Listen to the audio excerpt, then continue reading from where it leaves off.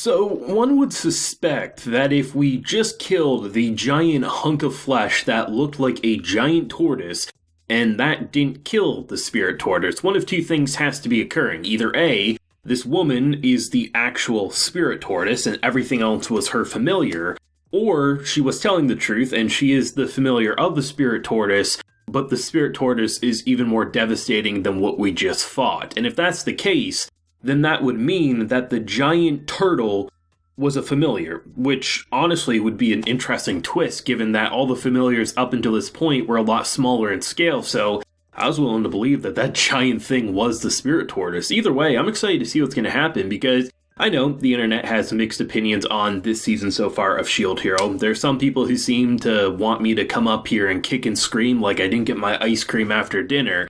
It doesn't bother me that the pacing is fast, because from what I know of this source material, from people who I know who have read it, they weren't the biggest fans of this part in the light novels. So them just getting to the main parts and getting into more interesting arcs doesn't sound like a bad idea to me because I enjoy watching the past 3 episodes. And personally, these are the types of action episodes that I don't see enough of in anime, which is those large-scale battles, those ones that actually require the entire army to work together. And it's not just like, the army holds hands, they sing Kumbaya, and then everything works out. I mean, people were getting slaughtered left and right, but I liked the strategy behind it, whether it was the archers using basically turret crossbows, and when the rapid fire didn't work, they concentrated their fire on I think it was the right leg there, which was a great idea because, seriously, that thing's a giant walking mountain. There's not much I think arrows could do, even if those arrows look like they could pierce a dragon neck. So concentrating it on one location actually does enough to make it stop. But it was kind of cool to see how, because this is a creature that was being set up as summoning familiars, whether it was the bats or the yetis or this or that, and to see the abominations that it would send out, like the idea of almost like a chimera that was mixed with all these different creatures, that thing looked really cool. In fact, I was a little disappointed because I was hoping we'd get to see a battle with that creature, because if it looked as menacing and as twisted as it did, I was like, man, that could have a really cool attack pattern. But given the heat of the moment, the shield hero was needed elsewhere, so ultimately the soldiers had to give their life defending as they pushed on. The thing with me is, I was sort of expecting something similar to what happened at the very end with her popping up saying, well, clearly the spirit tortoise isn't defeated. What I thought was going to happen when they initially did that, holy attack, I think it was near the end of season 1 with the Pope, he did the exact same attack, and the idea that it does a wound, and then Raftalia and Philo come in and they cut off its head, or at the very least, they do so after Naofumi uses a shield to kind of stop the tortoise from healing.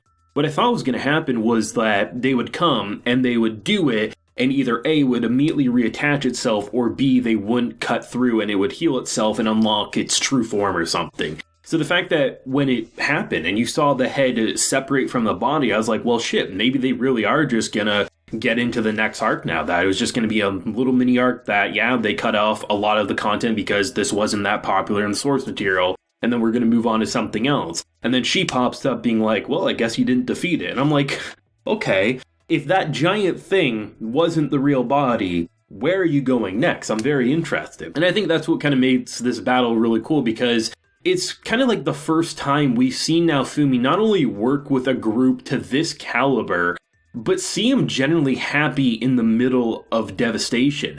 That moment when he's, about to approach the battlefield, and you see the soldiers prior to his arrival, they're not happy. It very much looks like general soldiers who realize that they're not going to go home, they're not going to see their wife and kids, and it's all going to be for nothing, because their life, it's going to be thousands of them, and no one's going to remember their names, right? And then Naofumi comes in, and they immediately not only smile and cheer for the guy, giving him a morale boost, they in return are inspired because the shield hero is going to be fighting alongside them. To go from season 1 and the hell that was thrown on him, from being ostracized for being the shield hero, from being shunned and being framed for shit he didn't do, to go into a battlefield and have soldiers go from accepting their death to wanting to give their life for you, and to see him genuinely happy, that brought a grin to my face. Those are the moments that it just feels like, the shit that he went through, it wasn't all for nothing. It never should have happened, but to get that build up to get to these moments, even though I honestly thought they weren't going to be able to cut off the head of that beast. I mean, I thought that was pretty damn fantastic. And something that I kind of appreciate in terms of recent anime that I've been watching over, I'd say, the past year, I appreciate that the 3D beasts, that they clearly need to go 3D because it would just be impossible to animate on a normal schedule. The fact that the 3D is blending a lot more naturally into their environment is really, really good in my opinion. Sabiki Bisco from the previous anime season had a lot of 3D objects, a lot of giant creatures that blended so naturally into that world. And what they did with this tortoise was equally. They had a lot of gray colors. They were in basically like the wilderness that looked like they were surrounded by mountains and rocks. So naturally, it wasn't like we placed the giant tortoise in the middle of a grassy field and this weird gray blob that was moving around felt off-putting. No, it blended into the environment. I'm glad that studios are recognizing that if we're gonna go 3D with these creatures, whether they're giant and that's the reason or they just feel like that's the way they need to go, I'm happy that the blending is getting better, because it's not necessarily that the animation or anything like that or the character model.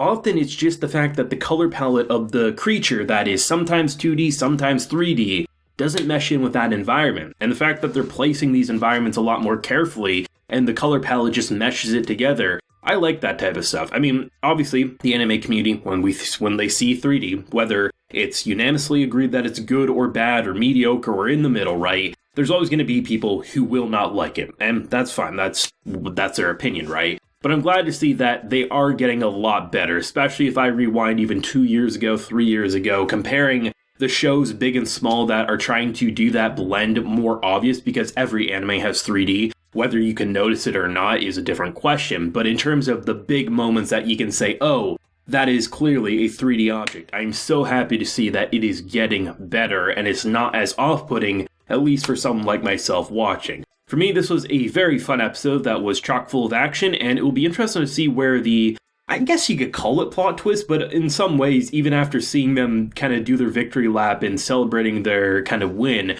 I was waiting for the butt to pop up, and then she's still there after thinking she disappeared because if she's the familiar and we killed the tortoise, then clearly everything's fine. So I'm curious to see if they're going to build up into like him needing the help, because honestly, I didn't think they were going to be able to cut off the head of this tortoise. And the fact that they did, I was like, oh, because before I was like, I wonder if he's going to have to get the help of the sword hero, because if you're going to cut off a head, I would think the sword hero would be the one who would be the most suited for it. But in theory, I think because all of them have a weapon of some sort, I guess you could shoot a head apart, you could poke a head apart, or you could cut a head apart. So I'm interested to see if the heroes, whether it's one, whether it's all three of them, if they are going to be needed to finish this arc up, or if it's just going to go into new territory, a new arc or something like that. But let me know what you thought down below, whether you loved it or hate it. Let me know what you're feeling. Leave a like if you enjoyed and subscribe if you're new around here. Till next time, everyone, please take care and have a good one.